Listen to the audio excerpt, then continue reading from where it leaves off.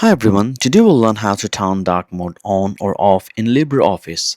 So first you have to open the LibreOffice, then go to the tools, then select options. Once you do that, you have to select LibreOffice, then go to the appearance. Here you'll have three options: automatic, light or dark. By default it is set as automatic, so it will follow the settings you have on your Windows. If you want to turn on dark, click dark and you will see like it turned dark. And then you have another option which is called use white document background. If you want that, you click that. If you don't want that, you just keep it like that. Then select OK and it will restart. Okay, the LibreOffice Writer restarted and you can see that everything is in dark.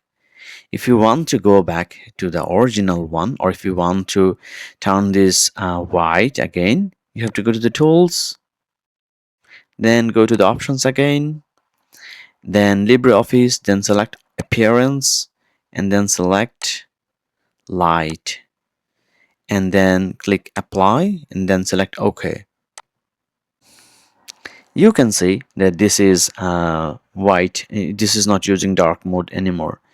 If you have any trouble with this, just restart it and it will show the one that you have selected under the tools and options under appearance.